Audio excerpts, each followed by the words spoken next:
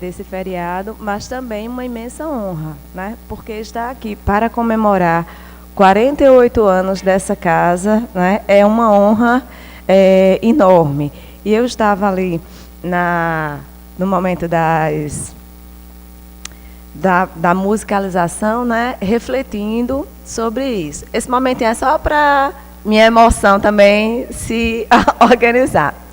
Eu estava ali refletindo sobre a importância dessa instituição para o movimento espírita e para a nossa cidade, né? Porque a UF faz hoje 48 anos, eu tenho 40 anos, né? Então eu cresci ouvindo as histórias dessa casa, eu cresci sabendo da tarefa do sopão, da tarefa da mediunidade, que tanto consolou a todos, porque há 40 anos atrás nós não tínhamos um processo estruturado das reuniões mediúnicas como a gente tem hoje, né? E as pessoas, elas eram tidas como loucas e muitas vezes trazidas em condições lamentáveis para as casas espíritas. E eu me recordo, né, na minha juventude, do trabalho de seu Chico. Então, fiquei muito emocionada ali nas minhas reflexões. E aí, Santana começou a fazer a leitura, né? Então, inevitavelmente, não tinha como a pessoa não se debulhar em lágrimas, né? Bom, mas vamos pedir aos espíritos para nos recompor e irmos para a nossa tarefa de hoje, que é nada mais, nada menos do que refletir também sobre a importância do trabalho que nós estamos fazendo nas casas espíritas, do compromisso que nós estamos assumindo para com essas casas, para com o movimento espírita e para conosco mesmo.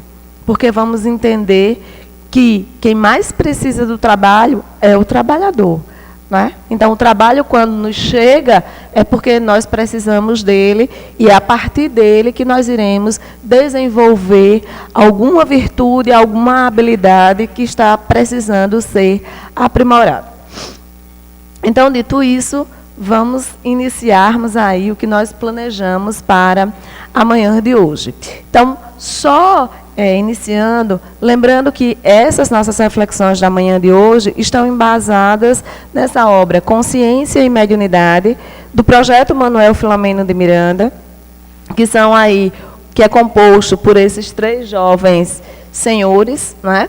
E que tem se dedicado há mais de 30 anos em estudar e divulgar as diretrizes referentes às reflexões sobre mediunidade no movimento espírita. Então, o projeto já está junto há um pouco mais que isso, né? E, nesse período, foi convidado por Joana de Ângeles para se juntar a Manuel Filomeno de Miranda e fazer esse trabalho de organização no que diz respeito às reflexões e funcionamento das reuniões mediúnicas no movimento espírita. E daí passou a nos trazer várias diretrizes sobre esse processo e a analisar e nos ajudar a refletir sobre a obra de Manuel Filomeno de Miranda, que foi um espírito espírita e que também, quando chegou ao mundo espiritual, se dedicou a nos enviar as mensagens do mundo espiritual, as reflexões sobre esse processo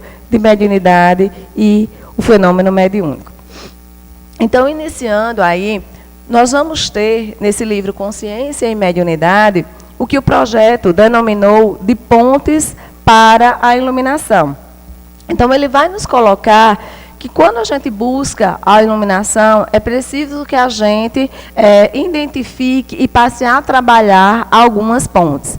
A primeira delas vai ser a oração, nos lembrando que a oração é a ponte que nos liga com a criação.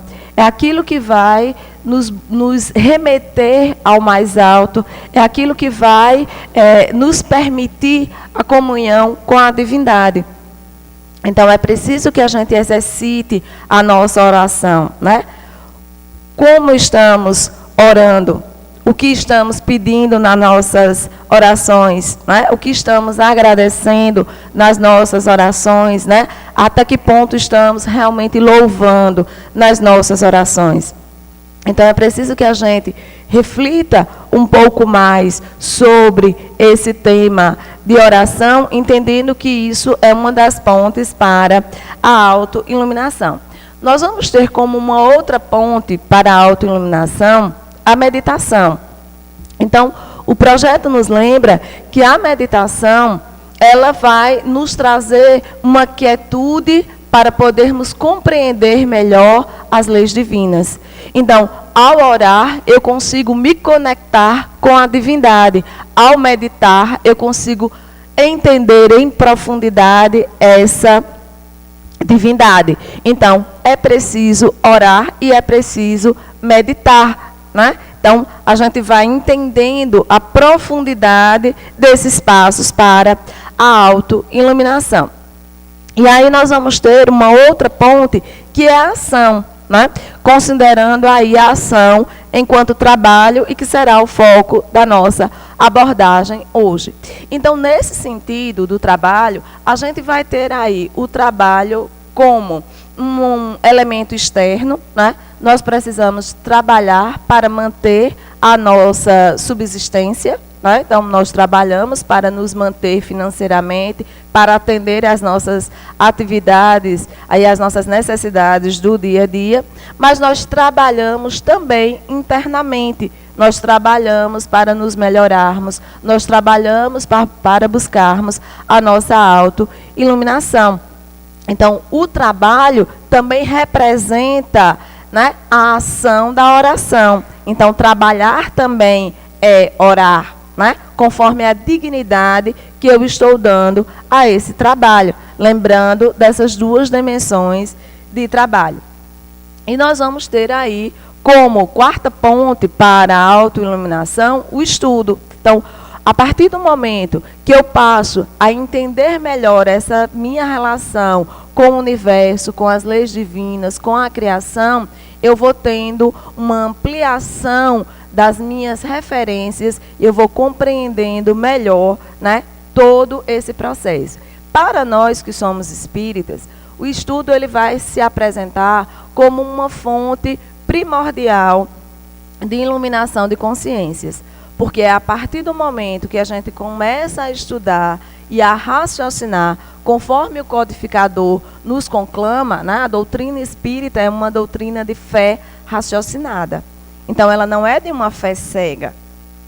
Não nos basta só ter fé, é preciso ter uma fé raciocinada. Para ter uma fé raciocinada, é preciso entender o que se passa.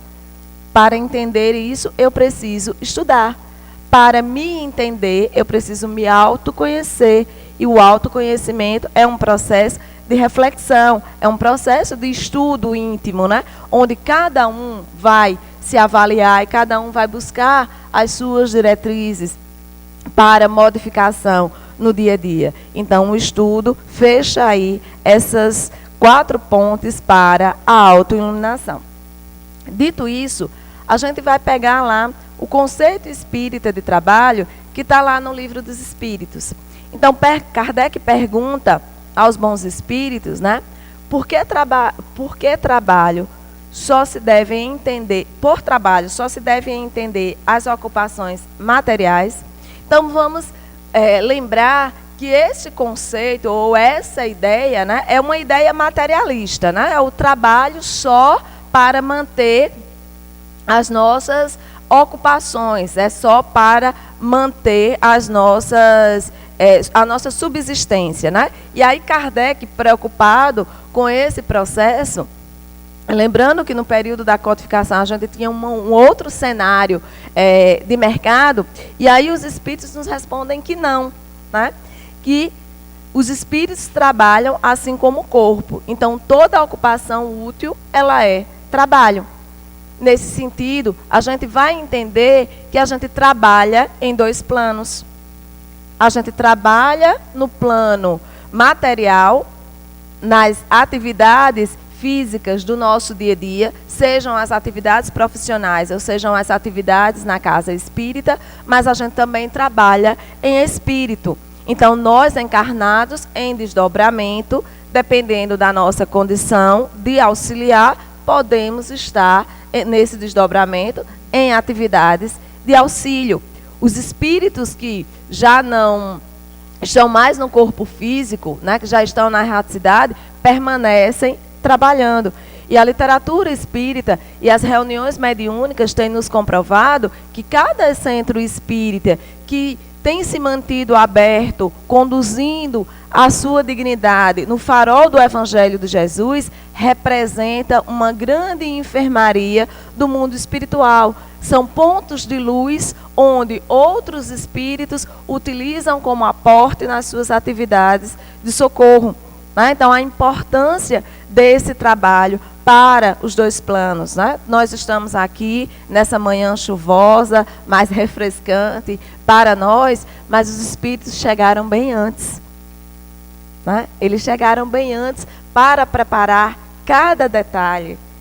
E nesse sentido, todo trabalho é importante. Eu não tenho um trabalho que seja menos importante que o outro.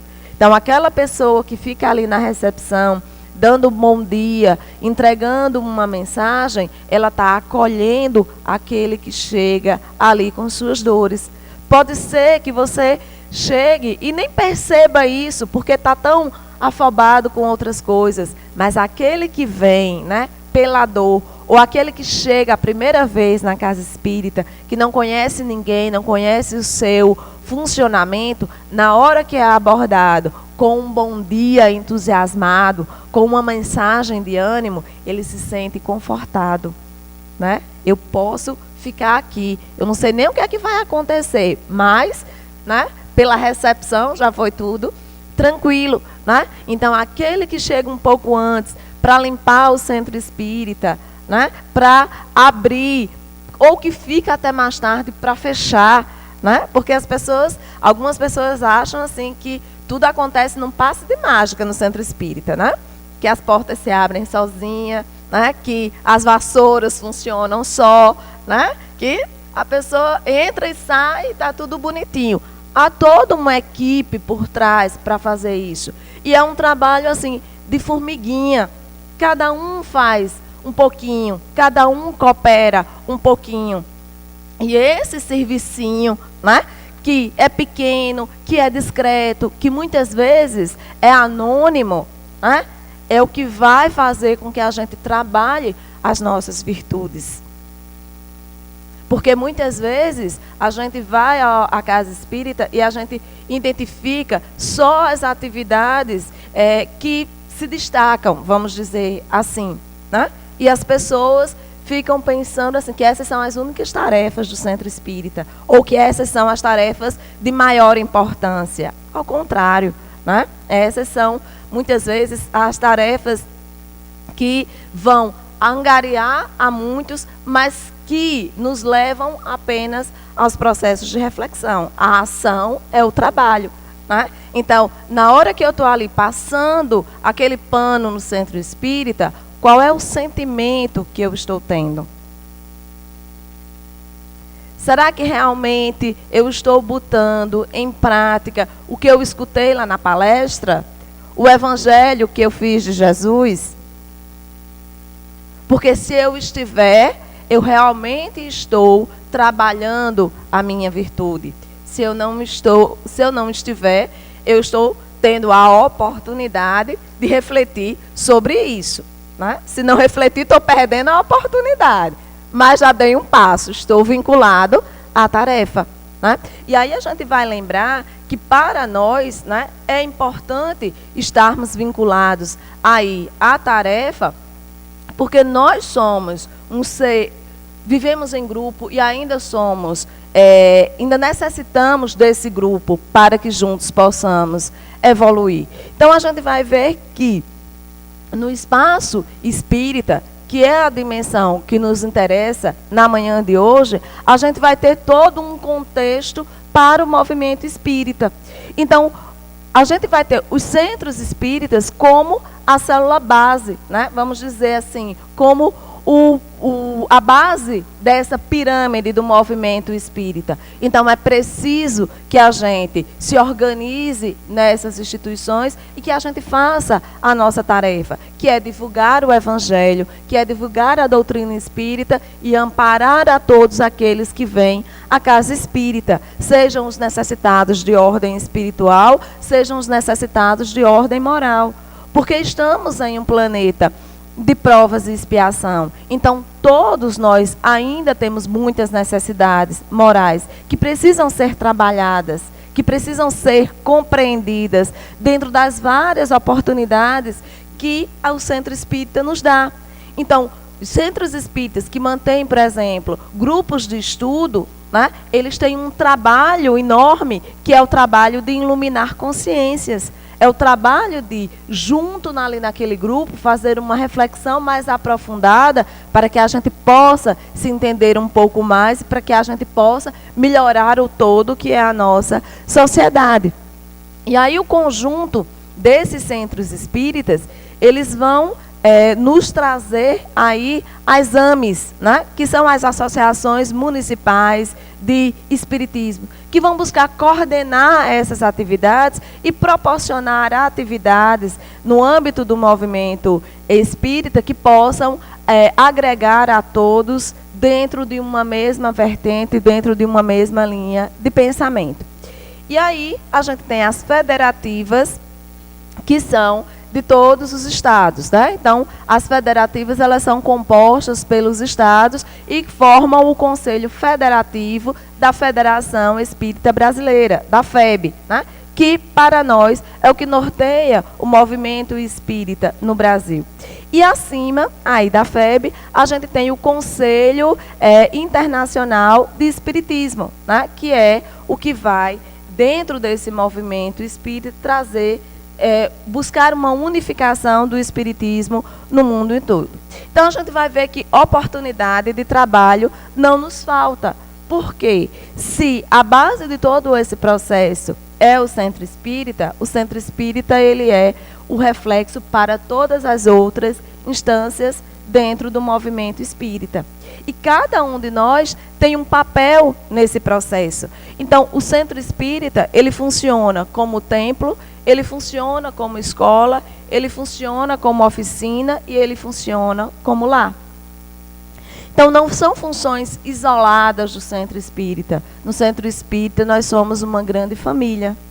Se nós nos recordarmos lá de Paulo e Estevão, nós vamos ter lá a tarefa de Paulo em semear o Evangelho e difundir o Evangelho. E por onde passava, em cada cidade, formava células, núcleos cristãos, que funcionava naquele momento em pequenos lares, né?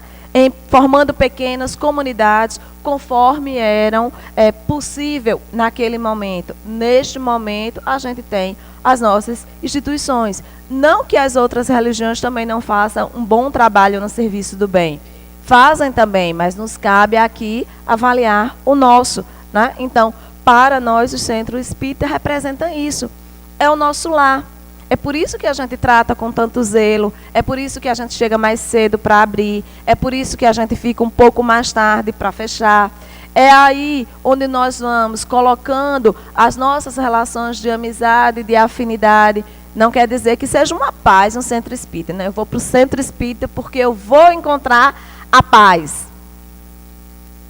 Onde estão as nossas relações, também estão as nossas dificuldades, as nossas necessidades de trabalho. Então, nós vamos encontrar também no Centro Espírita aqueles que a gente não concorda, aqueles que a gente não tem muita paciência, mas não quer dizer que a gente vai excluí-lo. Ao contrário, o nosso trabalho é de acolher e entender que quem precisa trabalhar a paciência sou eu e não ele. Não é ele que não tem paciência comigo, sou eu que não tenho paciência com ele. Ele está no processo dele de evolução e eu no meio. Então, eu tenho que entender que sou eu que tenho que trabalhar isso. E aí, se a gente pegarmos como exemplo a paciência, não é uma virtude fácil de trabalhar. Não é uma virtude que a gente vai adquirir também rapidamente. Né? Eu tenho que ser paciente porque agora eu sou espírita. Né? Aí a pessoa, uma hora a pessoa vai explodir. Não é assim. A pessoa vai entender assim, eu estou começando a entender que eu não tenho paciência. Então, eu vou começar a trabalhar a paciência. E algumas vezes eu vou ter que chegar lá para o amigo e pedir desculpa. E dizer assim, não, fui eu que não fui paciente com você. Mesmo que na sua concepção ele esteja errado, né? Mas você tem que entender que ele está no tempo dele. E a gente vai entendendo que aos poucos também a gente vai trabalhando as nossas virtudes. Então, se da mesma forma que eu faço um pouquinho, né, em varrer o chão, ou fazer a recepção, ou ajudar ali na louça do sopão, né, ou chegar mais cedo para fazer a filmagem. Então, da mesma forma que eu estou fazendo um pouquinho só, eu também estou trabalhando um pouquinho cada uma das minhas necessidades de virtude. E aí, nesse sentido, a gente vai ter, né, as realizações existenciais e as realizações circunstanciais que a gente vai buscar dentro do trabalho no bem, dentro do trabalho da atividade espírita. Então, Dr. Alírio Cerqueira, no livro Consciência e Mediunidade, nos vai trazer esses dois conceitos de realizações existenciais e realizações circunstanciais. O que seriam essas realizações existenciais? Essas realizações têm relação com os valores que nós buscamos para a nossa individualidade. Os valores que são intransferíveis de cada um de nós e os valores que nós estamos cultivando, né, para uma colheita no nosso processo de autoiluminação. Então, quando eu me disponho, por exemplo, à atividade de evangelização infantil, qual é a realização existencial que eu estou buscando ali? Evangelização infantil não é só lá ficar 40 minutos, 1 hora brincando com as crianças, não é? Entretém as crianças enquanto os pais chegam. Isso aí a gente faz na creche, né? Não vai, cada um com sua finalidade. Então, na tarefa de evangelização infantil, nos cabe plantar a sementinha do evangelho para aqueles pequenos que ali chegam. Que nós sabemos que são pequenos, mas que são almas eternas, com dificuldades tais quais, ou muitas vezes maiores do que a nossa. Então, a nossa tarefa é essa.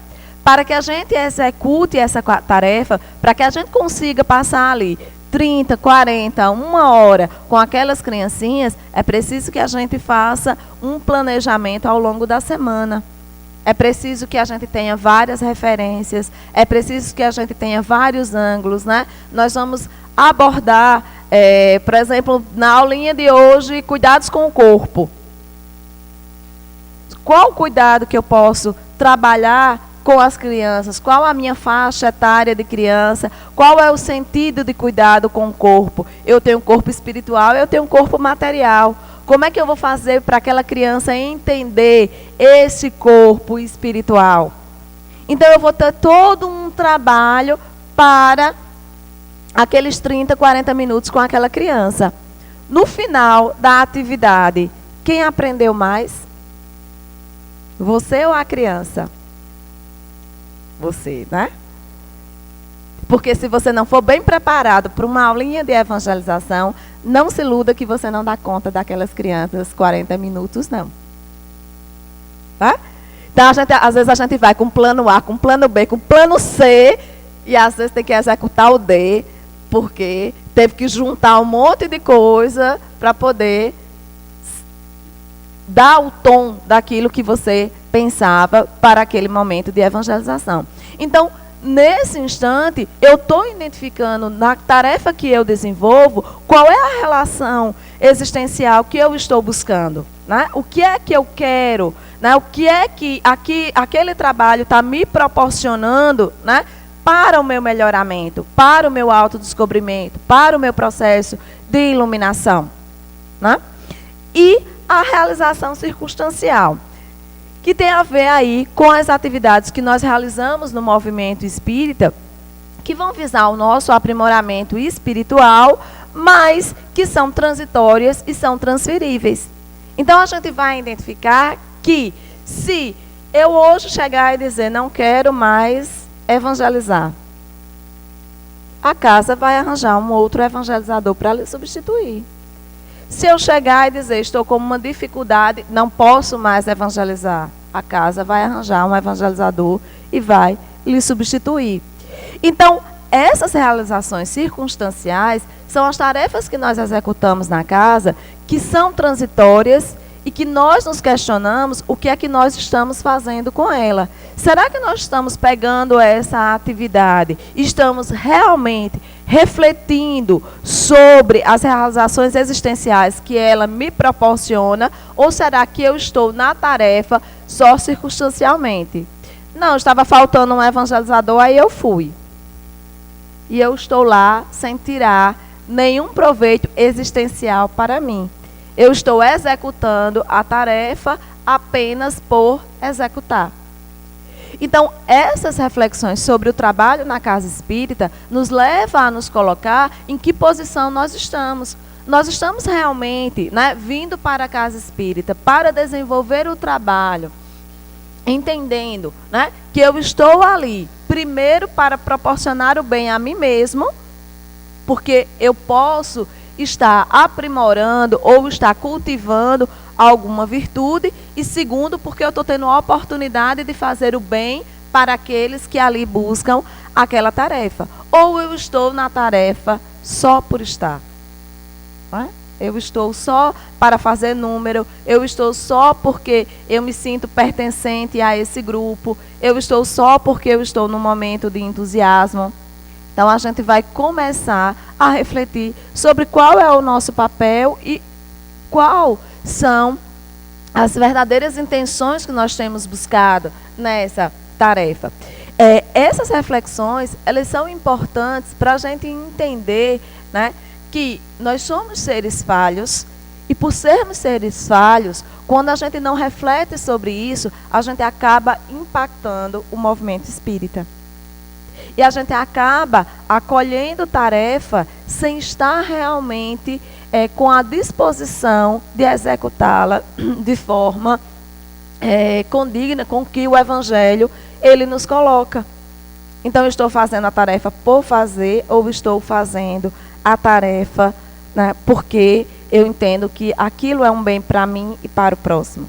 Lógico que essa reflexão também vale para as nossas atividades do nosso dia a dia, as nossas atividades profissionais, porque o bem, ele tem que ser feito em qualquer lugar, Então, lembremos que há um ditado popular, e a gente diz muito isso, pelo menos eu que sou professora, aos meus alunos, que é preciso fazer o que gosta. Quando a gente faz o que gosta, a gente faz melhor. Mas aí, Joana de Ângeles vai nos dizer que é preciso aprender a gostar do que faz. Olha só, como eu sou ingênua, Quando ela nos diz que é preciso gostar, aprender a gostar do que faz, ela está nos dizendo que nem sempre você vai fazer o que gosta, mas você vai ter que aprender a gostar daquilo que você está fazendo. Porque quando você gostar daquilo que você está fazendo, aí sim você vai fazer bem. E aí, como nós somos espíritos eternos, precisamos pensar também em vida eterna. É preciso termos projetos para a vida eterna. Então, o meu projeto, ele não se acaba com 50, 70 anos, 80, conforme a expectativa de vida que nos é dada. Nosso projeto ultrapassa essa vida e vai ainda permear por outras. Então, eu sei que aquilo que eu estou buscando hoje não vai se esgotar nessa vida. Ela vai além. Se ela vai além, sempre é tempo para recomeçar, sempre é tempo para refazer, sempre é tempo para fazer melhor aquilo que você está fazendo. Então, nos cabe avaliar o que nós estamos fazendo. E aí, uma outra definição que o Dr. Alírio vai trazer no livro Consciência Espírita é sobre a deserção no movimento espírita. Então, ele vai nos dizer que existem dois tipos de deserção. A deserção tormentosa e a deserção atormentada.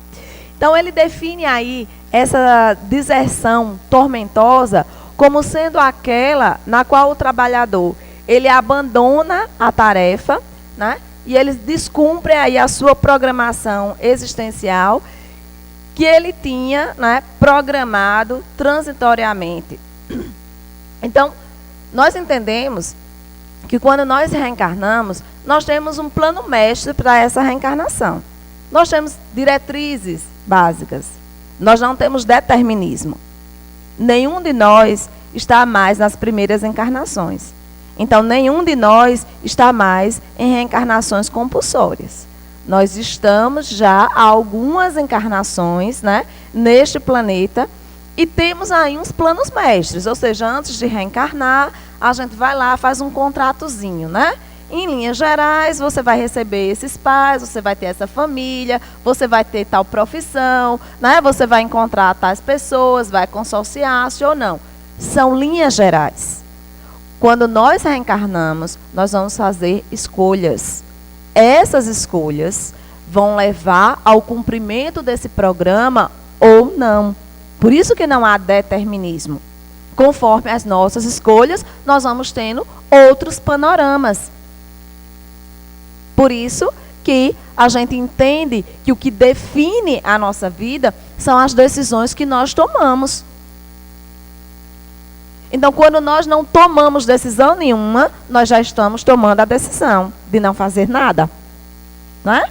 Então, isso vai definir os nossos caminhos para frente. Então, quando nós assumimos uma tarefa na casa espírita e por alguma razão nós abandonamos essa tarefa, né? Essa tarefa vai ser destinada a uma outra pessoa. Mas quando a nossa consciência despertar, nós vamos entender, né, por que é uma deserção tormentosa. Porque nós vamos ficar atormentados, porque vamos entender que deixamos de cumprir algo que estava na nossa programação. E aí, quando eu entendo isso e eu me reorganizo na tarefa do bem, seja no centro espírita, seja em uma outra religião, seja numa atividade filantrópica, eu vou buscando resgatar aquele processo, né? Então, as nossas deserções ao longo da vida nos levam aos nossos tormentos. Mas nós vamos ter as deserções atormentadas. E aí, elas são mais complexas. Por quê? Porque o indivíduo, né, está na tarefa, ele recebeu a tarefa espírita. E aí, lembrando, né, que nós estamos falando da tarefa espírita porque nós estamos no centro espírita, mas ele não executa a tarefa como deve. Ele é aquela pessoa que murmura, que reclama, né, que está ali na tarefa, não solta a tarefa para outra pessoa, mas não faz a tarefa conforme o Evangelho nos conclama.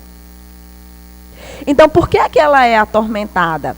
Porque além de o indivíduo estar se torturando, ele acaba atrapalhando a tarefa de uma forma geral, de uma forma global. Então, o indivíduo está lá, mas é sempre do contra. Tudo que é proposto, a pessoa rebate. Não vai dar certo, não é assim, não, mas não sei o quê. Ela está no grupo, mas não faz parte do grupo. Ela só critica o grupo. E aí, a gente vai ter, como exemplo desse processo, um caso encontrado lá no livro Tormentos da Obsessão, de Manuel Filomeno de Miranda, que é o que ele denomina, que é o que ele chama de espírita de gabinete, né? Então, a pessoa conheceu o espiritismo, encantou-se com o espiritismo, começou a estudar o espiritismo, a frequentar as casas espíritas, e de repente a pessoa diz que está tudo errado, que não tem uma casa que funcione bem, que está tudo... Então, a pessoa se dedica apenas a estudar a literatura espírita, a criticar como as coisas ocorrem, a promover ou trazer propostas, né, que muitas vezes não estão dentro do projeto do Evangelho, mas que a pessoa considera como certa e considera como verdade absoluta. E, lamentavelmente, entrou num processo de fascinação.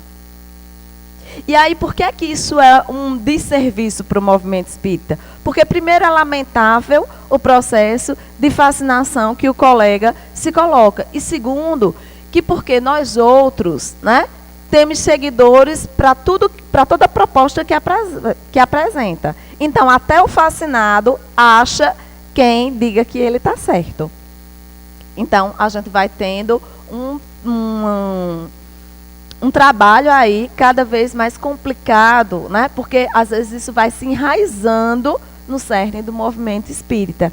E aí é muito difícil, né, ter que muitas vezes retirar ou consertar o estrago que é feito a partir desse processo. Então, é muito difícil para quem está à frente das lideranças espíritas, para quem está à frente da direção de uma casa espírita, porque vai ter que lidar com algumas situações nem sempre desejadas. E aí, assim, me recordo da mensagem de seu Chico, quando ele coloca, né? Tivemos muitos tropeços, mas no final das contas entendemos que tudo isso foi só para amainar a nossa ansiedade. Porque às vezes a gente também é muito ansioso, a gente chega na casa espírita e a gente já quer mudar o mundo, né? Então, achando que todo mundo que vai estar ali já está preparado para o mundo de regeneração. E nós ainda não estamos. Apesar da gente desejar muito esse mundo de regeneração, nós ainda não somos espíritos regenerados, né? Então, às vezes, a gente tem que lidar com problemas quando a gente está na direção, que nem sempre é comum, é notório a todos, né? E qual é o tato para lidar com isso? Qual é a forma de abordagem, né? São coisas muito delicadas. Daí a gente vai aprendendo, né, que é preciso voltar lá para o que Joana diz, né? E é preciso aprender a gostar do que faz, né? É preciso criticar menos, observar mais, orai e vigiai, conforme nos ensina Jesus. Então, dito isso, nós vamos passar agora para a parábola dos trabalhadores da última hora, que Denise vai dar continuidade.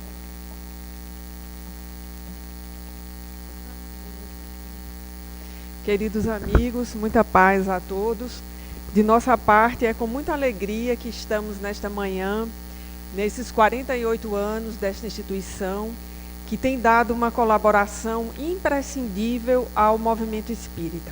Não apenas em Campina Grande, mas ao movimento espírita em todas as suas dimensões. Se nós voltarmos um pouco aqui, esse slide, nós veremos que a UF atua em todas essas dimensões. É uma instituição espírita com todo o seu trabalho articulado. É uma instituição que está vinculada à AME, é uma instituição que está vinculada à AME Brasil, né, que a sigla aqui não ficou correta, já vou pedindo desculpas. É uma instituição que está vinculada ao movimento federativo e, por extensão, à Federação Espírita Brasileira. E, como decorrência desse trabalho da AME Brasil, também se vincula hoje ao Conselho Espírita Internacional. Então, somente uma instituição séria, com matriz espiritual, né, com fortes raízes, estaria nesta pirâmide, atravessando-a em todos esses níveis, de baixo para cima.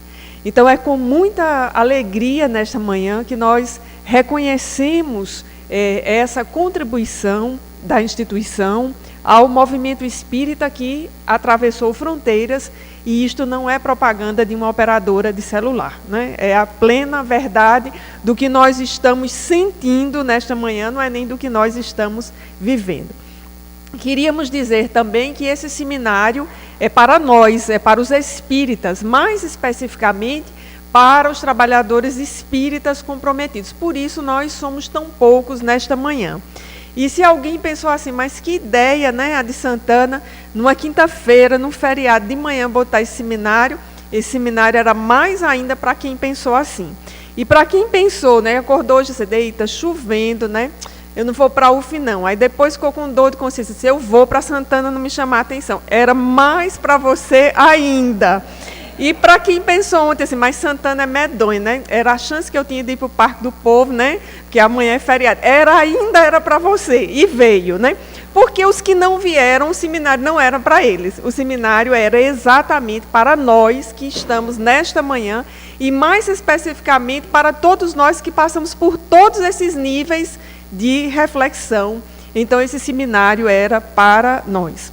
Enquanto Suene estava falando, né, aconteceu um fenômeno interessantíssimo, que é o da intuição. Até a hora de eu sair de casa, eu estou desligada desse seminário, não me veio nenhuma intuição, foi só eu sentar ali daquele lado, né, todas as conexões começaram a ocorrer. E aí exatamente essa, de que esta instituição, né, tem raízes muito fortes, porque tem essa contribuição ao movimento espírita. E dizendo isso, ainda antes de adentrarmos ao que nos interessa analisar nesta manhã, que é a parábola, queríamos lembrar também um pouco essa figura que está do lado da pirâmide, né? Ainda faltou nela um elemento que é o centro espírita como hospital. E nós verificamos que é a dimensão do centro espírita com o maior número de participantes. Porque nós estamos numa cultura de vitimização e de adoecimento. Ainda que os adoecimentos não existam, mas dá um certo ibope falar de problemas, falar de doenças, porque nos colocar na condição de doentes significa nos colocar na condição de não colaboradores, porque o doente é aquele que precisa ser cuidado, precisa ser ajudado. Então, a dimensão hospital de centro espírita é a maior dimensão. Todos os centros espíritas têm muita gente. Quanto mais se avança, inclusive, na dimensão de trabalhos físicos, de cura, mais gente aparece. Todavia, quando nós vamos passando para as outras dimensões, esse número de colaboradores e de frequentadores vai diminuindo. Por exemplo, alguém que está bem no hospital e recebe alta, provavelmente pode ser admitido na dimensão escola. Então, avaliemos quanto cai o número da dimensão hospital para a dimensão escola. Cai assustadoramente.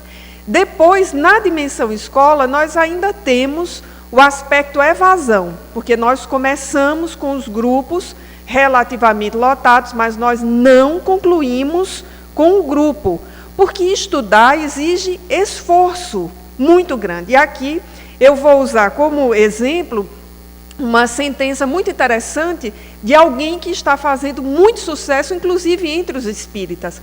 O filósofo e historiador, mais especificamente, Leandro Carnal, está fazendo um sucesso enorme, fala para 5.000 pessoas.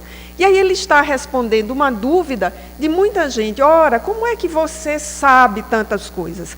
Aí, numa dada palestra, ele disse assim, eu vou revelar para vocês, mas não digam a ninguém. 2.000 pessoas no auditório lotado.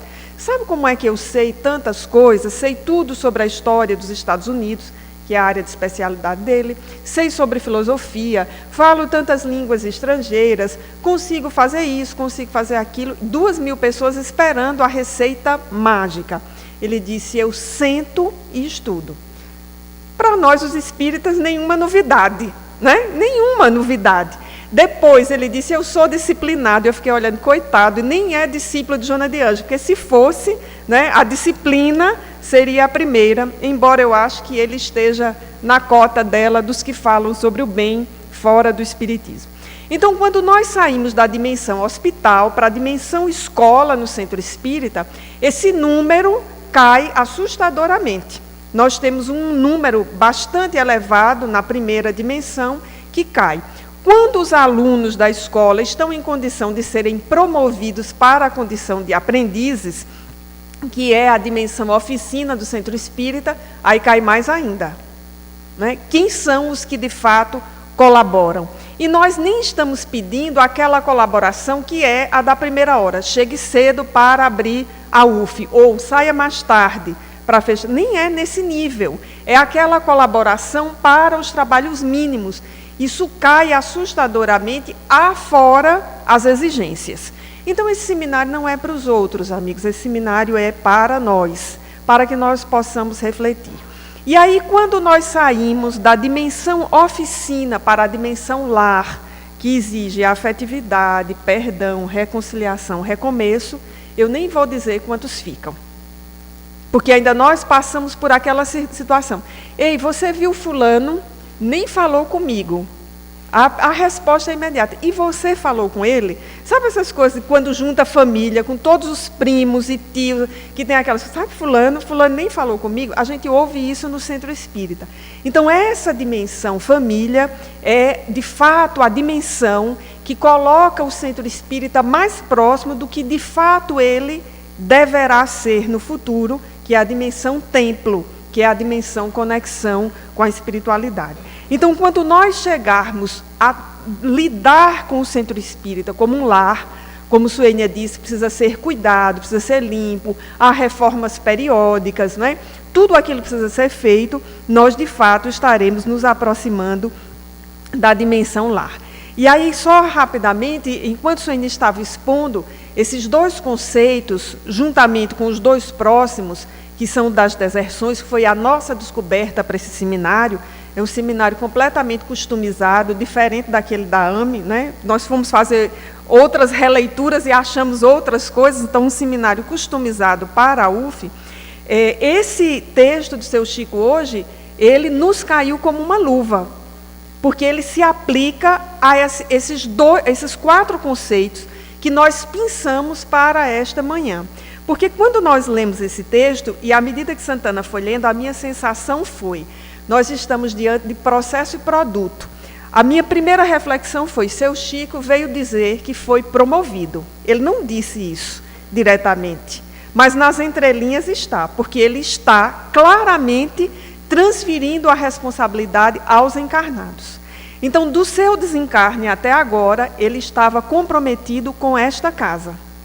Muito possivelmente, eu apostaria 99,99% da minha experiência de que ele foi promovido e, de alguma forma, ele veio se despedir. Humildemente, ele não disse isso. Ele passou o trabalho, né?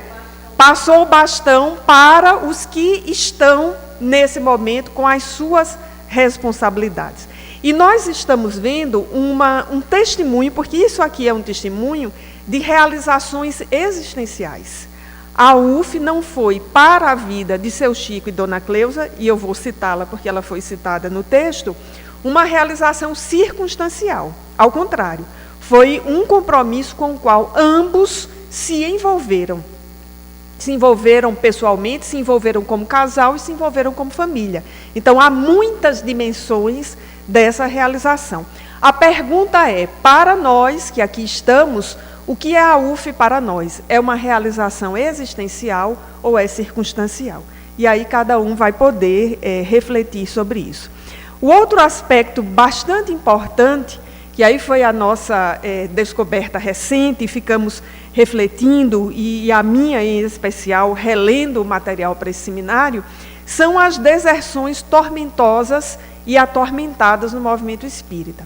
E nós temos muitas, inclusive de trabalhadores que estão à frente no movimento espírita, porque não é fácil.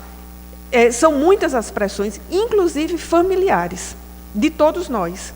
Em todos os momentos, né, das nossas vidas, nós temos, inclusive, no lar, quem diga, mas não vá hoje não, está chovendo tanto, né? Você nunca descansa, né? Vamos ficar em casa.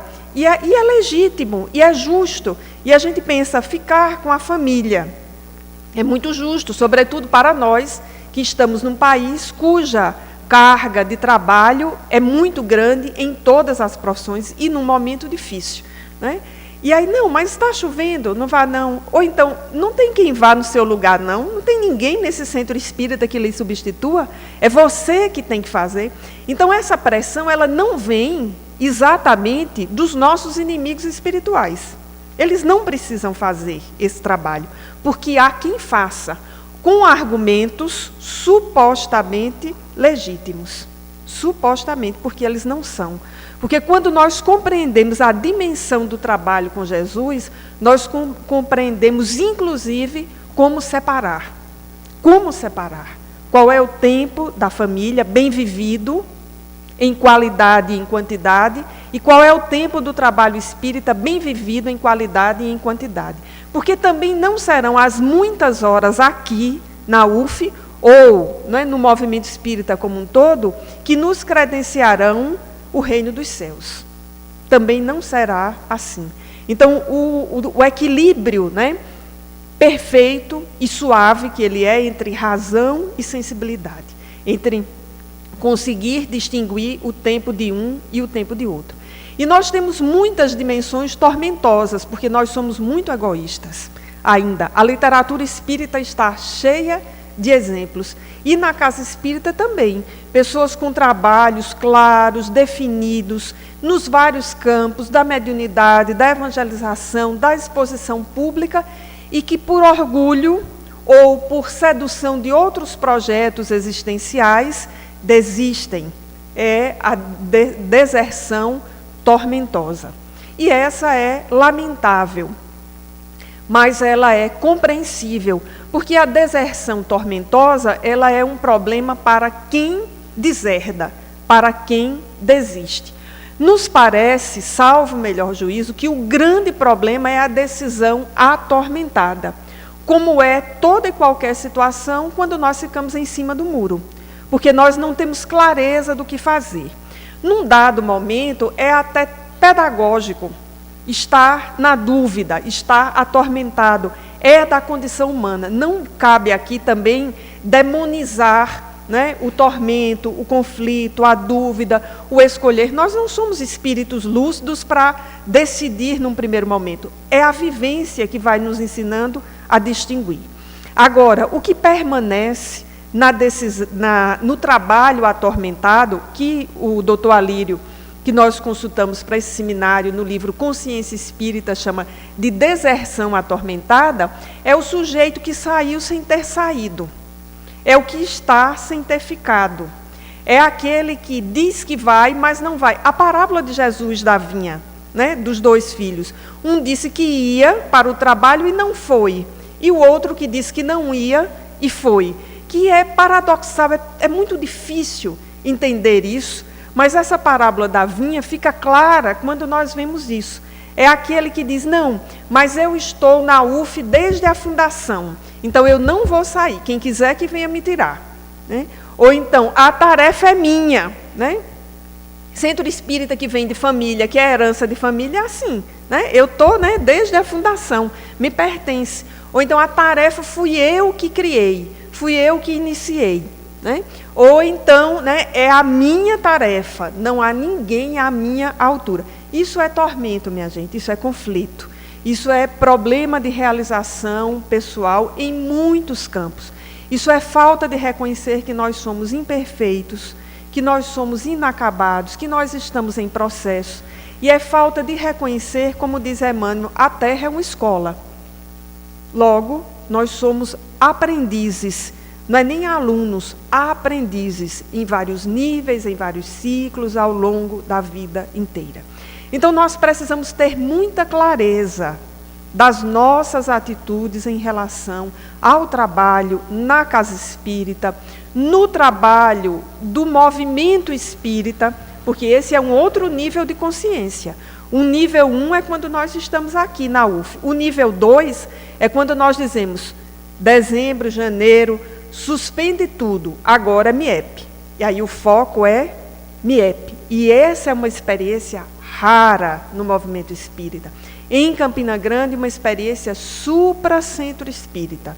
Nós somos capazes de suspender as nossas atividades e trabalhar conjuntamente na mesma equipe com pessoas de outras instituições. Isso é um aprendizado extraordinário. E vocês estão pensando que é toda cidade que tem isso? Não é, não.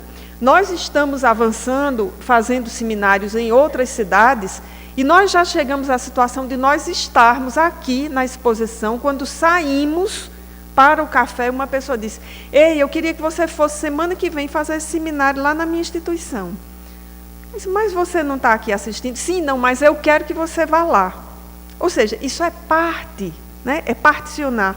Porque os outros da sua instituição não vieram para esse seminário. Então, o MIEP é, em Campina Grande, uma experiência rara de movimento espírita, pela qual nós deveremos zelar, que é outro exemplo de trabalho espírita com enraizamento. Qual é o evento espírita que tem 43, 44 anos de realização ininterrupta, com circulação de expositores espíritas do movimento nacional? Não tem. Isso é raro por aí. Porque evento espírita há muito. Agora, evento espírita com matriz espiritual é outra história, é outra categoria, é outro nível de participação na vinha para avançar na parábola que vamos apresentar. Então, essas duas categorias, elas nos fazem refletir. E quando nós olhamos para a mensagem de seu Chico, lida inicialmente, muito pedagógica para essa manhã, só ler aquilo ali já daria o seminário, nós vemos que não houve deserção. Ao contrário, houve permanência. Com todos os problemas, porque não é fácil manter-se no trabalho no bem, não é fácil dirigir instituição espírita, nem manter instituição espírita aberta. Porque quando tudo parece estabilizado, a pessoa perde o direito de estacionar na rua do centro espírita. Não é verdade? Então é outro nível de discussão agora que a UF tem. Não é mais uma relação da UF com a casa, é da UF com a cidade. E aí tem uma história, né, que a gente chama de memória, que vai valer para esse caso. Quem chegou primeiro aqui? Não é verdade? Então, tem que se valer dos historiadores. Aí a gente vai pedir ajuda para Zé Otávio, para ajudar a escrever essas coisas, né? Então, quando nós olhamos para o texto de seu Chico, nós verificamos esse exemplo, né, que eu vou usar a categoria André Luiz, que é a categoria completista. Então, terminou a tarefa que veio fazer, deixou em boas mãos, segue no mundo espiritual. E o detalhe da comunicação, que se a gente aplicar aqui o projeto Manuel Filomeno de Miranda, o livro Qualidade da Prática Mediúnica, nós verificaremos um índice de qualidade. Quando um amigo da casa espírita, um trabalhador, desencarna e volta para se comunicar. Como? Fazendo o relato da instituição, fazendo o relato da sua condição no mundo espiritual, dando testemunhos do seu equilíbrio e apontando rumos do trabalho existencial. Então, um checklist lá de qualidade da prática mediúnica, essa mensagem atende a todos eles. Com o detalhe, para quem não, acho que todo mundo prestou atenção, o médium em outra instituição espírita, o que é sintoma de universalidade do ensino dos espíritos, é só aplicar Kardec para verificar. Então, não houve endogenia, né? Que seria o critério kardeciano básico. Mas aí, avançando, né, para o que nos interessa, trabalhadores da última hora, nós vamos fazer uma análise da parábola dos trabalhadores da última hora, ou uma das versões dos trabalhadores da vinha. Então, embora nós já tenhamos ouvido essa parábola muitas vezes, nós estamos admitindo a teoria da repetição que o Espírito Joana de Ângeles nos apresenta em vários prefácios da sua nova série. Então, a teoria da repetição, ela é necessária para todos nós, como uma teoria de aprendizagem, a fim de que fixemos. Então, seguindo essa metodologia também da repetição, nós vamos reler a parábola para, na sequência, examinarmos. Então, é uma narrativa de Jesus em que ele diz o seguinte: o reino dos céus é semelhante a um pai de família que saiu de madrugada a fim de assalariar trabalhadores para a sua vinha. Tendo convencionado com os trabalhadores que pagaria 1 denário a cada um por dia, mandou-os para a vinha. Saiu de novo à 3ª hora do dia e, vendo outros que se conservavam na praça, sem fazer coisa alguma, disse-lhes: ide também vós outros para a minha vinha, e vos pagarei o que for razoável. Eles foram. Saiu novamente à hora 6ª e à hora 9ª do dia, e fez o mesmo. Saindo mais uma vez à hora 1/10, encontrou ainda outros que estavam desocupados, aos quais disse: por que permaneceis aí o dia inteiro sem trabalhar? Disseram eles: que ninguém nos assalariou. Então lhes disse: ide vós também para a minha vinha. Ao cair da tarde, disse o dono da vinha àquele que cuidava de seus negócios: chama os trabalhadores e paga-lhes, começando pelos últimos e indo até os primeiros. Aproximando então os que só a 1/10 hora haviam chegado, receberam 1 denário cada um. Vindo a seu turno, os que tinham sido encontrados em primeiro lugar, julgaram que iam receber mais, porém receberam apenas 1 denário cada um, e recebendo, queixaram-se ao pai de família, dizendo: estes últimos trabalharam apenas 1 hora, e lhes dás tanto quanto a nós, que suportamos o peso e o calor do dia. Mas, respondendo, disse o dono da vinha a um deles: meu amigo, não te causo dano algum. Não convencionaste comigo receber 1 denário pelo teu dia? Toma o que te pertence e vai-te. Apraz-me a mim dar a este último tanto quanto a ti. Não me é lícito, então, fazer o que quero? Tens mau olho porque sou bom? Assim, os últimos serão os primeiros, e os primeiros serão os últimos, porque muitos são os chamados e poucos são os escolhidos. Essa narrativa, esta parábola, está no Evangelho de Mateus, capítulo 20, versículos 1 a 16. Também está correlacionada com a parábola do festim de bodas, e Allan Kardec sabiamente escolheu essa parábola para o capítulo 20º de O Evangelho segundo o Espiritismo, Trabalhadores da Última Hora. Também conhecido como aquele capítulo que Kardec não escreveu comentários. Basta dizer o quanto a matéria é complicada. Ele passa da parábola para instruções dos espíritos, ou seja, ele não comentou esta parábola.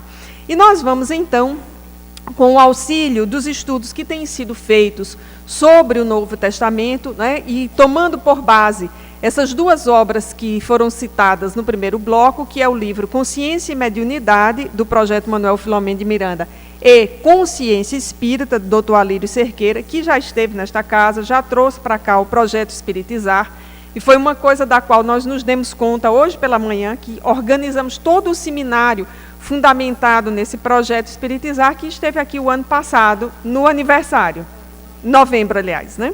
Então, nós vamos interpretar essa parábola. Se nós fizéssemos uma pergunta aqui para os alunos do 8º, 9º ano, eu olhei ali para a Gorete e me lembrei disso, todos os alunos reconheceriam que se trata de uma narrativa, de uma história. E reconheceriam os personagens, né? Aquele que é chamado de um pai de família, os outros personagens que são os trabalhadores. Essa narrativa ela tem começo, meio e fim.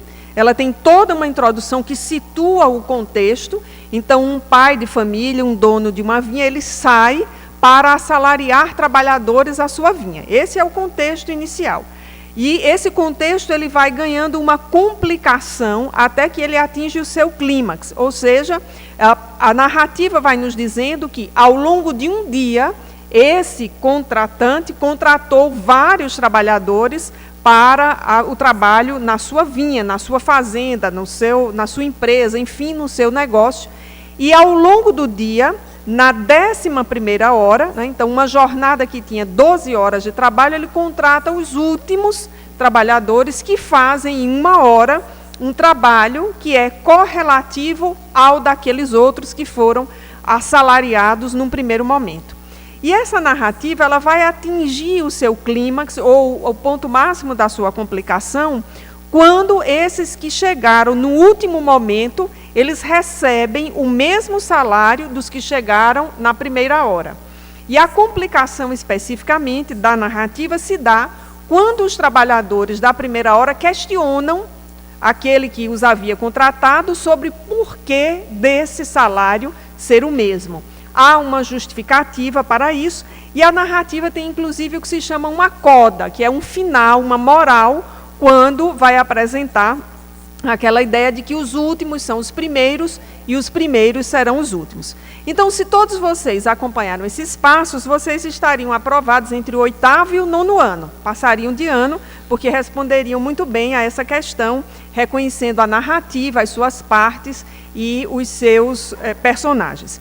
Porém, nós já passamos do 9º ano faz muito tempo. Nós precisamos avançar nessa interpretação e reconhecer que Jesus tinha muito mais o que fazer na Terra do que ficar contando historinha para os meninos do 8º, 9º ano. Jesus não faria uma narrativa de uma forma à toa ou sem um propósito. Então, nós vamos avançando na compreensão quando nós reconhecemos também que toda cultura tem as suas narrativas fundadoras. E Jesus estava, ao narrar as parábolas, não apenas se utilizando de narrativas fundadoras, e mais especificamente de personagens que faziam parte de narrativas fundadoras da cultura para a qual ele se expressou inicialmente, que eram os que hoje nós chamamos de judeus, né, mas num outro momento da sua história. Jesus recolhe não apenas elementos fundamentais, personagens, cenários das narrativas fundadoras dos judeus, mas constitui narrativas fundadoras de um novo tempo, de uma nova civilização, de um novo paradigma. E se utiliza para isso de uma forma de narrar que é muito própria da experiência ocidental e provavelmente é uma forma de narrar que tem certas matrizes no mundo espiritual a que estamos vinculados, que são as parábolas. As parábolas são narrativas com uma fundamentação moral no sentido educativo. E Jesus se utilizou bastante dessa fórmula para contar uma história. Nós vamos comparar assim de forma bastante grosseira para que nós entendamos a importância disso. No mundo em que nós estamos, na nossa cultura, por exemplo, nós guardamos certas narrativas de memória quando elas são contadas, por exemplo, em forma de piada. E tem gente que é piadista por excelência. Conta piada em todo lugar, conta inclusive antes da mediúnica começar, que é completamente fora de tempo, fora de lugar, inadequado, mas tem gente que conta, né? E aí é exatamente uma forma de guardar. E há pessoas que têm assim uma coleção de piadas, e alguns que são capazes de inventar na hora a partir de uma dada situação que ocorre. Então Jesus se vale da sua inteligência linguístico-narrativa excepcional, por excelência, para se fazer o melhor contador de história que nós conhecemos. Histórias que foram sintéticas e que foram passadas inicialmente oralmente, mas que tinham essa constituição, essa organização tão completa, com começo, meio e fim, e com clímax e com desfechos tão surpreendentes que não se perderam ao longo da história da humanidade. Quando nós começamos a reconhecer isso, aí nós já avançamos lá para o ensino médio, mais ou menos para o ensino superior, conseguindo reconhecer, né, o quanto essas narrativas são importantes. Esse é um primeiro passo, é reconhecer que essas narrativas são muito importantes. E aí, sendo espíritas, nós vamos dizer, olha, dizer que essas narrativas são importantes é pouco. É preciso olhar para essas narrativas com um olhar em que nós encontremos nela a mensagem de Jesus, quais são as pistas que Jesus deixou para nós. Então, toda essa nova leva de estudos do Novo Testamento, lideradas pelo nosso amigo professor Severino Celestino e por Haroldo Dutra, além de outros estudiosos, tem nos feito mergulhar, né, nessas narrativas com esse olhar espírita, com as categorias espíritas em nossa mente. Deus, Espírito, evolução, Jesus, pluralidade dos mundos habitados, reencarnação, mediunidade. Então, nós vamos encontrando nessas narrativas muito mais do que meras histórias contadas por alguém. E aí nós vamos entrar também numa dimensão que é simbólica dessas narrativas. O que Jesus nos trouxe como simbologia para nos ensinar um conhecimento que é vital para o nosso processo evolutivo nesse momento na Terra e que nos faria avançar na nossa compreensão de mundo. Então, comecemos, né, analisando a parábola pelo título que lhe foi dado. Não que esse tenha sido o título de Jesus. Ele não disse algo do tipo, aguardem aí, anotem agora parábola trabalhadores da última hora. Essa designação é dada a partir da leitura feita da história e do enredo. Então, trabalhadores da última hora. Isso já nos chama bastante atenção. Quem são? Que hora é essa? Como é que ela se caracteriza? Quando nós voltamos para o texto, nós vamos encontrar uma narrativa que Jesus faz nos apresentando Deus como Pai, como provedor, e a execução das suas leis. Então, o primeiro item que nos chama a atenção é: o reino dos céus é semelhante a um pai de família. Então, nós já estamos diante de dois símbolos muito importantes. Primeiro é reconhecer o que é o reino dos céus. Quando nós lemos essa parábola, nós perdemos a esperança que o reino dos céus seja um lugar de ociosidade. Então, até aqui, quem tinha a esperança de que o mundo espiritual mais evoluído, muito mais evoluído do que toda a evolução que a gente possa pensar que nosso lar tenha, seja um lugar de ociosidade, perca as esperanças, porque todas elas caíram por terra nessa parábola. O reino dos céus é semelhante a um pai de família que saiu de madrugada. E aí nós já avançamos porque temos 3 símbolos. E o primeiro desses 3, assim, mais fortes, é essa ideia de pai de família. Isso é extremamente importante quando a gente lê, por exemplo, A Caminho da Luz. Ou, por exemplo, um seminário de Haroldo Dutra, que é o da minha predileção, que é o seminário sobre o Apocalipse que ele fez em São José do Rio Preto. Ontem, vindo de João Pessoa para Campina, eu devo ter ouvido pela 10ª vez a parte 1, porque são 2 partes de 1h30. Então, quando eu vou sozinha para João Pessoa, eu volto, é a companhia da viagem, né? Então, ontem deve ter sido a 10ª vez que eu ouvi a parte 1 do Apocalipse, esse seminário, a versão feita em São José do Rio Preto, que é a que eu considero a melhor. Até por um detalhe no vídeo, né? Haroldo ainda está cheio de papéis, anotações de todo lado, e ele ali conectando as anotações durante a exposição. Então, quando nós vemos isso, nós vamos entender um pai, Deus como um pai de uma família universal, organizando não apenas a vida na Terra, mas organizando a vida no universo. Então, isso já nos projeta numa outra dimensão.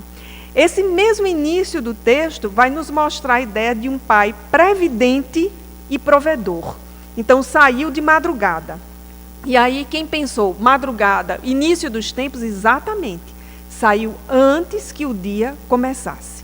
Então, para quem leu A Caminho da Luz, para quem leu o livro A Gênese, que é o tema do nosso próximo MIEP, vai lembrar que essa madrugada, ela significa tudo aquilo que antecede o momento em que nós estaríamos na Terra, ou seja, antecede o dia, antecede o momento em que nós estaríamos com o céu claro, com o sol nos iluminando, ou seja, o momento em que teríamos essa experiência como espíritos encarnados na condição homem, né, encarnado na Terra, ser humano para evoluir.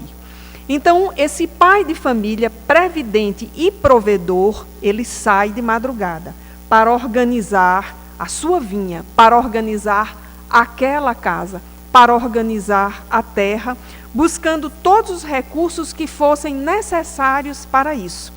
Então, vejamos que a própria expressão pai não é a expressão negociante, fazendeiro, que implicaria numa outra interpretação.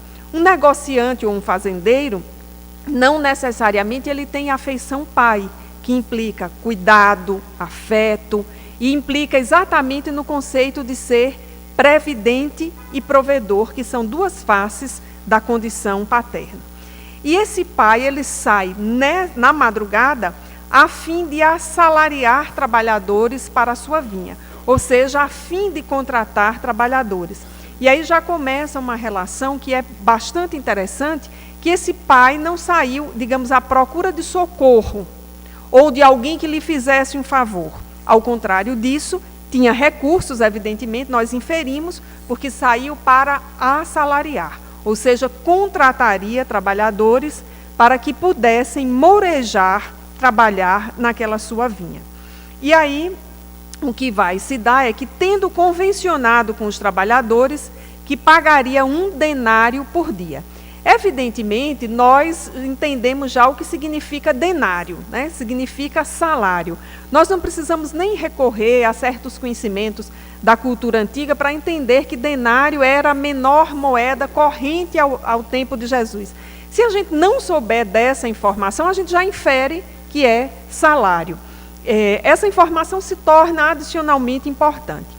Há uma explicação para o que é denário, que eu vou deixar para o final, a fim de que todo mundo fique atento, porque denário é tão importante nessa história. Então havia a convenção de que um salário seria pago. A nossa pergunta agora vai ser: que salário é esse? Então seria um salário, né, para o dia de jornada. E é uma jornada relativamente longa, porque é uma jornada de 12 horas de trabalho. Tanto é que, avançando muitos versículos aqui na narrativa de Mateus, nós vamos encontrar trabalhadores sendo chamados na 11ª hora ou 10ª hora. Então é uma jornada de 12 horas. Qualquer semelhança com o Brasil que nós estamos vivendo não é mera coincidência, né? Então, isso é para mostrar o quanto as parábolas de Jesus são atuais. Então, uma jornada de 12 horas. Talvez alguém, né, que lide assim, nos países mais evoluídos, né, socialmente da Europa, que tem aquelas jornadas de 6 horas, de 7 horas, acho tudo isso muito antigo. Mas para nós é tão atual, né, 12 horas de trabalho. Então, essa era a situação. Vejamos que esse pai de família, ele sai reiteradamente num ritmo que é cíclico. Ele sai na 1ª hora, sai na 3ª, sai na 6ª, na 9ª e se antecipa ao final do último ciclo, que seria na 12ª hora, ou seja, no fim da jornada, porque percebe que há trabalhos que não foram feitos ou tarefas que não foram cumpridas. Então, nós já começamos a observar o quanto esse pai de família, que é uma representação de Deus, é previdente e como as coisas ocorrem. Então, nós observamos que Jesus marca nessa narrativa a perfeição divina quando aparece a repetição dos ciclos. 1ª, 3ª, 6ª, 9ª e seria fechada com a 12ª hora. E percebemos também que Jesus revela o quanto Deus é misericordioso, porque vai perceber que a cada vez que chama trabalhadores, alguns vão, mas nem todos. Então volta e misericordiosamente chama trabalhadores para aquilo que seria o fim do último ciclo na 11ª hora. Então vai chamando os trabalhadores. Vejam o que o texto diz. Vendo outros que se conservavam sem fazer coisa alguma, disse-lhes, né? Então vejamos aí a relação, ou a revelação, mais especificamente, do processo evolutivo. Os espíritos vão sendo chamados para esse processo de colaboração, se nós tomamos aí a vinha como uma metáfora ou como um símbolo da terra. Então vão sendo chamados nesses ciclos. E disse para alguns: ide também vós outros para a minha vinha, e vos pagarei o que for razoável. Então, já não é mais o denário, mas é o salário correlativo ao trabalho feito, porque esses outros vinham sendo chamados ao longo desses ciclos evolutivos, né? E aí, lá para a 11ª hora, esse pai de família sai mais uma vez, encontram trabalhadores que estavam desocupados. Então, imaginemos essa cena, né? E esse texto aqui, só essa expressão, nos faz refletir muito. O que significam trabalhadores desocupados nesse momento? E uma certa relação que nós poderíamos ver da persistência. Porque em outras circunstâncias, em outros lugares, alguém que não tivesse sido contratado lá pela 6ª, pela 9ª hora, voltaria para casa, porque a jornada já estava próxima de terminar. Esses, porém, permaneceram, desocupados, mas permaneceram. E nos lembremos que toda cidade tem o lugar onde os trabalhadores se reúnem. Na antiguidade, os trabalhadores se reuniam nas praças. Mais recentemente, os trabalhadores desocupados, ou seja, aqueles que não estão empregados, não têm atividade laboral, eles estão matriculados, cadastrados no Cine, na Força Sindical, nessas centrais de trabalhadores, enfim, há um local onde aqueles que não estão inseridos naquilo que se chama de mercado de trabalho estão cadastrados. Aí a pergunta é óbvia: se isso existe na Terra, avalie no mundo espiritual. As fichas estão todas cadastradas em algum lugar. Não vou nem pensar se as fichas são limpas ou são sujas, mas elas estão lá, cadastradas em algum lugar. Devidamente registrado, se nós estamos ocupados ou desocupados. Então é o que acontece. Esse pai de família volta para chamar esses trabalhadores. Nos lembremos que Jesus estava falando diretamente para um povo com certas experiências culturais. Por isso a ideia dos trabalhadores, por isso a ideia da vinha, por isso a ideia do chamamento. E aí quando nós sabemos que se reuniam numa praça para serem contratados, o que não é muito difícil. Por exemplo, em Campina Grande, se a gente quiser contratar um frete, a gente sabe mais ou menos para onde vai, né? Onde são os locais. Então a parábola vai trazendo tudo isso. Como todos nós já lemos Nosso Lar, nós já entendemos que esse cadastro, né, não é feito, não é chamado ali na praça. Ele está devidamente arquivado, né, nas nuvens do mundo espiritual, que são muito mais seguras do que as que nós temos na Terra. Então, eles foram chamados. E a pergunta: por que permaneceis aí o dia inteiro sem trabalhar? Essa é uma pergunta reflexiva. E é uma pergunta para que seja respondido o motivo pelo qual eles permaneceram. A resposta inicialmente é óbvia, que é o que vai aparecer na sequência. É que ninguém nos assalariou. Evidentemente, para um contratante de serviço, ele sabe que se chega no lugar e os trabalhadores estão lá, é óbvio que eles não foram contratados. E Jesus não vai dizer obviedades. Vamos tirar essa hipótese aí. Um espírito inteligente como Jesus não vai fazer perguntas óbvias, né? Sejamos mais sensatos nesse campo. Então, essa é uma pergunta reflexiva. Por que não fostes assalariados? Por que não fostes contratados, né? Por que permaneceis o dia inteiro nessa ociosidade? E aí os que estavam esperando vão responder: é que ninguém nos assalariou. Então, é uma espécie quase de desculpa. E aí eu acho tão parecido com o Centro Espírita, toda vez que eu leio, né, isso aqui, eu me vejo nas atividades do Centro Espírita. Alguém, você já tem uma tarefa?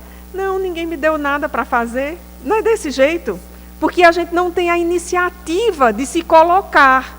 Nós estamos do mesmo jeito desses personagens, que estão esperando serem cutucados, né, serem implicados para a tarefa. Nós ainda temos muita dificuldade de chegar e nos apresentar em que é que eu posso ajudar. Nós usamos uma outra frase, que é assim: se precisar de alguma coisa, me chame. Mas alguma coisa já está marcado por um pronome indefinido, né? A gente não diz com o que é que pode nos chamar. Se precisar de alguma coisa, me chame, viu? Eu estou aqui. Isso é o mesmo que dizer: não me aborreça, não me chame. É muito diferente de chegar e dizer: em que é que eu posso ajudar? O que é que eu posso fazer? Ou, as minhas habilidades são essas, o que é que eu posso fazer? E aí, inevitavelmente, eu me lembro de uma experiência que me marcou muito e me fez entender essa parábola há alguns anos, na Seja, no sábado à tarde. Aquela confusão que somente a palavra muvuca consegue traduzir bem, né? 160 mães e pais no auditório, os evangelizadores de adultos, mais ou menos umas 60 crianças, uns 40 colaboradores, né, mais ou menos. Então, quando junta, dá quase 300 pessoas no sábado à tarde, num lugar quente virado para o poente. Qualquer experiência, qualquer semelhança com aquele lugar que a gente diz que é o avesso do céu, é certo.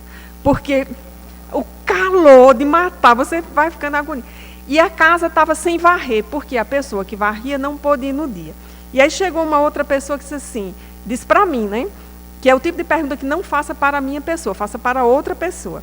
Disse assim: tem alguma coisa que eu possa fazer? Eu disse: tem sim. E na hora que eu virei para a pessoa, tinha 2 vassouras paradas assim no corredor. Eu disse: tem sim, pega essas vassouras e varra o corredor, por favor. E fui distribuindo tarefas com outra pessoa e acomodando as crianças e fui. Quando eu voltei, as vassouras estavam no mesmo lugar, o corredor estava sujo, do mesmo jeito, e a pessoa que me fez a pergunta não estava mais lá.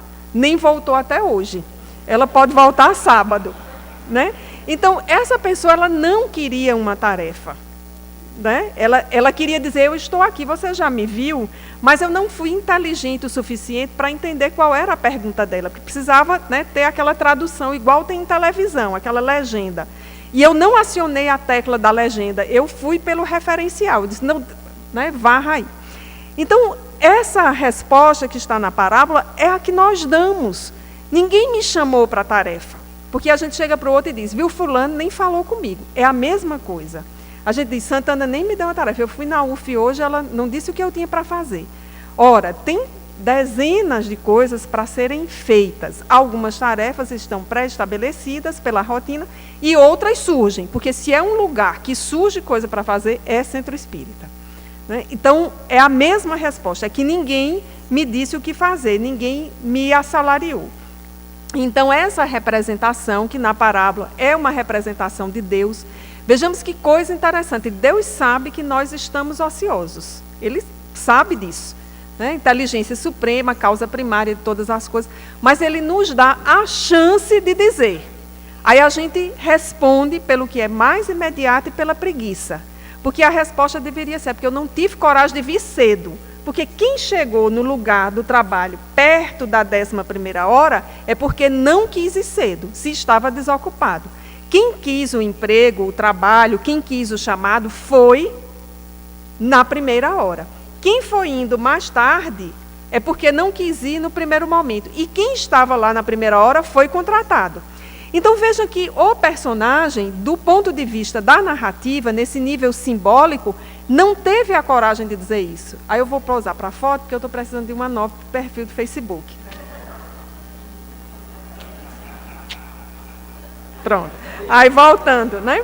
Então, o personagem, ele responde nesse nível psicológico e simbólico de todos nós. Nós não temos a coragem de assumir as nossas faltas. Nós terceirizamos a responsabilidade. É a fala que está aqui. É que não me assalariaram. De quem é a responsabilidade? Não é dele que chegou na hora. Não é minha, que não fui conforme o convencionado. É do outro que não me chamou. Se eu quisesse ser chamado, se psicologicamente eu estivesse sintonizado, se eu estivesse consciencialmente certo de que eu precisava de um trabalho, se eu tivesse feito a minha análise, eu teria ido mais cedo para ter sido chamado mais cedo. Né? Então, é essa a apreensão que nós fazemos desse símbolo. A mesma coisa quem chega lá para o MIEP, para a Ceissa, né? Na última hora, no sábado do MIEP, o que é que eu posso fazer? Aí Ceissa vai responder nada, porque tudo que tinha para ser feito no MIEP começou a ser feito em março desse ano. Sábado do ano que vem não vai ter trabalho sobrando. Tudo que tiver de trabalho terá sido distribuído antes. Então, quem quiser colaborar com o MIEP, vá se integrando agora. Veja qual é o calendário das reuniões, quais são os subgrupos, as subcomissões, onde é que pode colaborar. Há pessoas que dizem, olha, eu só posso colaborar a partir de janeiro. Ok, então você está na lista de quem vai ser integrado a partir de janeiro.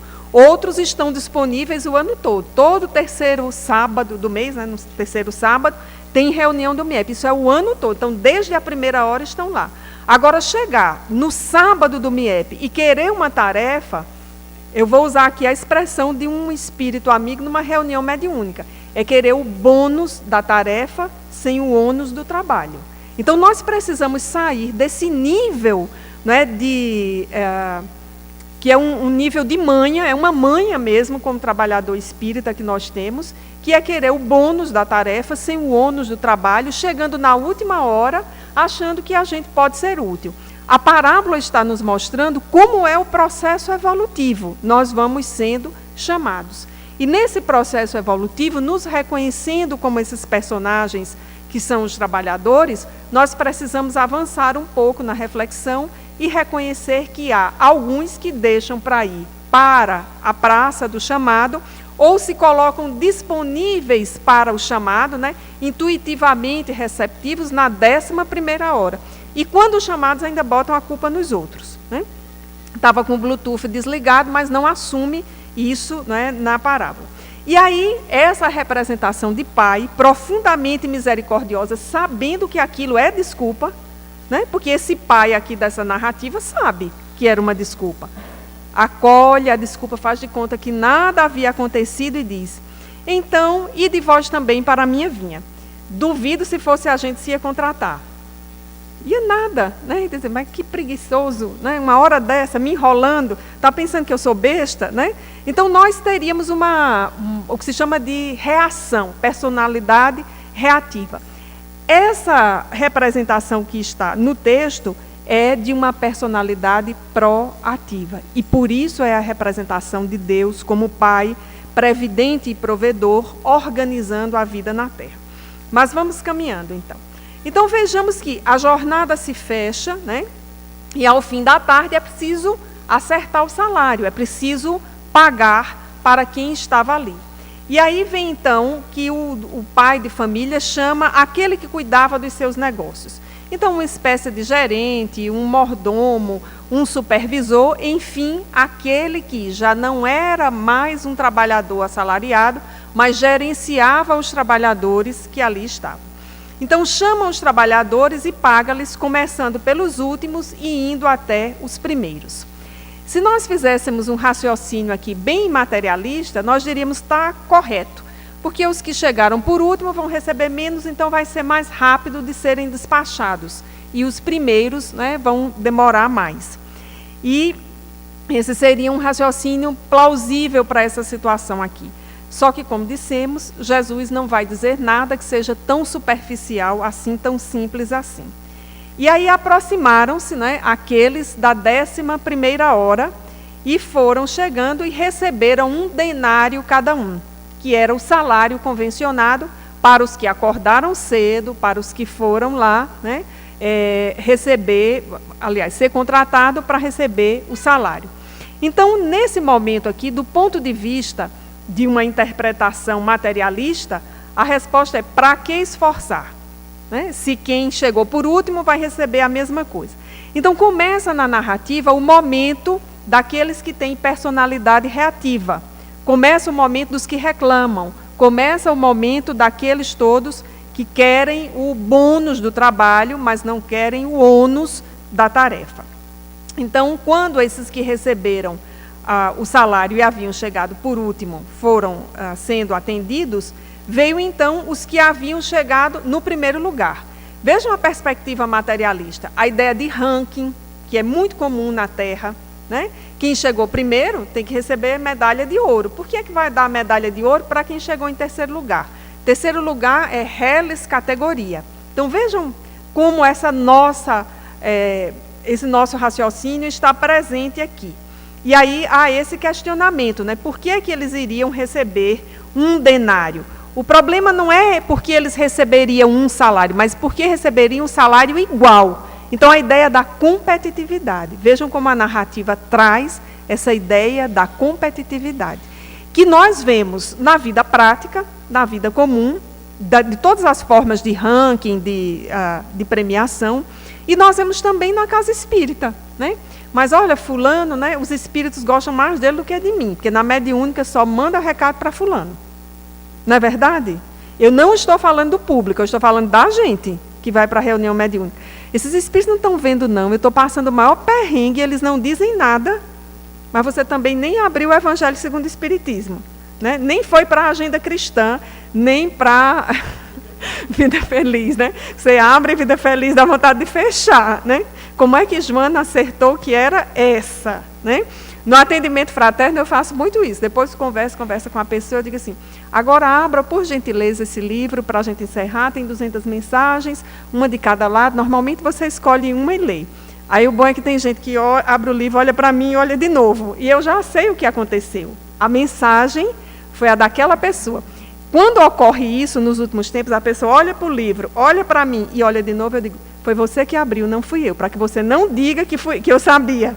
Aí a pessoa, né, vai lendo ali, tem gente que engasga, então diz que os óculos não estão, mas depois deixa eu ler para você que os meus estão ótimos, né? Então, é essa coisa, a gente faz essas disputas na casa espírita, né? Mas a gente também não treina a confiança nos espíritos. Eles não necessariamente precisam dizer que estão ao nosso lado, nós é que precisamos sentir que eles estão ao nosso lado, mas nós desejamos a resposta material, o recado, o bilhete, a coisa, né, específica, porque nós estamos ainda nessa coisa da celebridade, né? Os espíritos me disseram, da manha, né? Os espíritos estão ali nos atendendo como crianças manhosas. Ultimamente eu faço a seguinte observação para mim mesma: é até bom que eles não digam nada, porque também não estão reclamando, né? Porque conviver com o espírito superior, a gente recebe umas reclamações, sutis, né? Então, quando eles não estão dizendo nada, eu já estou no lucro, agradecendo, graças a Deus, continuando abrindo o Evangelho segundo o Espiritismo. Então, voltando para o texto, aparece essa competição, né? Porque eles que chegaram por último vão receber a mesma coisa. Nós que suportamos o calor do dia, né? Nós que fundamos a UF, nós que fizemos isso, nós que inventamos a tarefa, né? Nós que viemos aqui. Vejam que esse momento aqui, ele se enquadra perfeitamente com aquela deserção atormentada. O sujeito foi para ser chamado, para ser assalariado, mas ele não queria trabalhar. Então, ele permaneceu o dia inteiro no trabalho, atormentado. O sol, o trabalho, a tarefa, os desafios foram muito desafiadores para si. Ele contou as horas para que a jornada terminasse, para que ele se visse livre daquilo ali. Como ele estava atormentado, ele não se sente feliz que o outro também receba o que ele está recebendo. O que chegou na última hora, o que fez de boa vontade, o que chegou com garra, com entusiasmo, o que chegou na sintonia para a tarefa, nós temos muita dificuldade de lidar com isso. Prova é que, entre os dados da biografia de Pedro, há um muito interessante. Ele pergunta a Jesus: Senhor, e nós que tudo deixamos e te seguimos, quanto vamos receber? Eu adoro essa pergunta, porque ela é a minha, ela é a nossa. Senhor, e nós, né? Renunciamos, nem fomos para o Parque do Povo ontem, porque a gente tinha prometido a Santana que vinha hoje, né? Amanheceu chovendo, mas a gente veio, né? Acordou cedo, colaborou com tudo. Essa é a pergunta. E aí, Senhor, e nós? Como é que ficamos? A resposta de Jesus: 100 vezes a tua doação.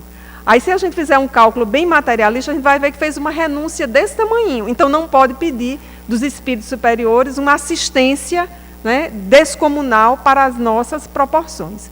Então, essa pergunta é a nossa. Suportamos o calor do dia, estamos aqui. Como é que eles vão receber o mesmo salário? E aí a resposta, né, desse pai provedor, né, que cuida dessa vinha que é a terra, que sabe de todos os processos, que está encaixando delicadamente, detidamente cada um. E vejamos, né, como o texto nos traz essa interpelação. O início do texto é trabalhadores. Aqui já não é mais a condição de trabalhador, mas é a condição de amigo, né? Meu amigo. Não te causo dano algum, ou seja, o contrato firmado contigo está respeitado. Não foi 1 denário para 12 horas? Está reclamando de quê? Diante de um contrato, judicialmente falando, não tinha motivo para reclamação. Teria que resolver alimentos, ficar caladinho, porque tudo estava sendo respeitado. Não convencionaste receber o salário pelo teu dia? Aí a paciência aqui vai ficando mais firme. Aqui é austeridade. Toma o que te é teu, que te pertence, e vai-te. Apraz-me a mim dar a este último tanto quanto a ti. E aí a gente só vai entender isso se a gente tiver uma dimensão de Deus como Pai. Observar que as riquezas não são nossas, são suas. Que as experiências que nós vivemos são dádivas da providência divina.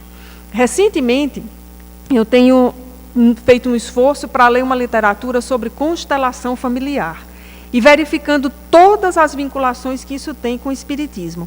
2 fundamentos da constelação familiar: dádiva, a vida é uma dádiva. Segundo fundamento, nós precisamos ter gratidão por tudo. Aí, quando nós começamos a correlacionar com a mensagem de Jesus, nós vamos inicialmente, por exemplo, em Paulo: em tudo dai graças. Depois nós observamos constelação familiar, é uma versão teórica de uma sentença de Jesus: reconciliai-vos com os adversários enquanto estáis a caminho. É o que está lá, colocado como uma terapia, com um dado funcionamento para dadas circunstâncias. Então, nós vamos entendendo que as dádivas são de Deus, nós não temos que reclamar, porque a Ele, que é a inteligência suprema, causa primária de todas as coisas, apraz, convém fazer assim. Aí nós precisamos entender que nós não somos mais inteligentes do que Deus, que é um princípio de humildade, que nós queremos ser muito inteligentes, e mais inteligentes do que Deus. Ultimamente eu tenho me deparado com uma sentença que eu já devo ter dito em algum momento, mas que não digo nos últimos anos, quanto mais eu vou entendendo esses textos. Por exemplo, uma sentença que revela o quanto nós somos limitados querendo ser inteligentes, parecendo inteligentes, o que é pior. Porque uma coisa é querer parecer inteligente, que aí não funciona. Quando diz assim, mas filho, marido, esposa, pai, mãe, não vem com manual de instrução. Toda vez que eu ouço essa frase, e quem lida com a educação, né, Gorete, ouve muito isso, dá vontade de dizer, meu querido, não queira ser mais inteligente do que Deus. Porque se mandou sem manual de instrução, é porque é para ser assim. Depois, seja inteligente o suficiente para perceber que Deus está permitindo que você descubra como é que o brinquedo funciona. Porque é aí que está a graça da brincadeira. Qual é a criança que gosta de receber um brinquedo e ler o manual de instrução? Ela gosta de brincar, de ver como é que funciona, nem que quebre. Aí depois vai tentar montar, porque a melhor graça é brincar com um brinquedo quebrado, que você tem que dar o jeito, fazer funcionar. A mesma coisa em relação à vida. Não vem com manual de instrução, que é para a gente descobrir o prazer de conviver, de acertar, de amar, de fazer isso e aquilo outro. É o mesmo caso aqui. Então, a sentença está dizendo, em outras palavras, né? Por que você está reclamando disso? Quando a vida corre por uma outra forma, de um outro momento. Por que você tem olho mau? Ou seja, por que você cobra algo que não lhe diz respeito? E quando a gente chega nessa sentença, se vocês estiverem se sentindo como eu, assim, profundamente envergonhados, esse é o objetivo dessa parábola. Não para estimular a nossa baixa autoestima, mas para fazer com que a gente entenda que certas reclamações são descabidas em família, em sociedade e, sobretudo, na casa espírita. Por que a gente tem que trazer para a casa espírita tantas disputas? Tantas disputas. Não há mais necessidade disso. Não é o espaço para isso. Ao contrário, devia ser o espaço para a gente se preparar e aprender a lidar com disputas em outros lugares. Na sociedade, no trabalho, na família. Então, essa sentença, ela revela quem nós somos, né? Não me é lícito fazer o que eu quero. Vejamos que, quando nós reconhecemos que essa parábola traz essa imagem de Deus, ele está nos perguntando consciencialmente, como é que você, que é obra minha, é espírito em evolução, todo imperfeito, quer questionar o ordenamento do universo, o ordenamento cósmico, quer questionar o funcionamento das coisas. É saudável questionar? É permitido questionar? É. Agora, não é permitido intervir, que é o que o personagem estava querendo fazer. Porque não era mera questão, era o desejo de intervenção, de desfazer ali no seguinte sentido: ou nós ganhamos mais ou eles ganham menos. Era a única alternativa. E é mais ou menos assim que a gente se comporta no sentido psicológico e simbólico, trazendo tudo isso para as nossas atividades na casa espírita. Então, os últimos serão os primeiros e os primeiros serão os últimos na sua relação com o trabalho. Os últimos serão os primeiros se, de fato, estavam num outro nível consciencial ao longo do dia. Ou seja, se não usaram a estratégia de chegar tarde ao local do cadastramento, ao lugar do chamado. Os últimos serão os primeiros se, na tarefa que lhes foi dada, receberem com humildade e realizarem a tarefa com entusiasmo. E os primeiros serão os últimos se tiverem desertado tormentosamente ou atormentadamente.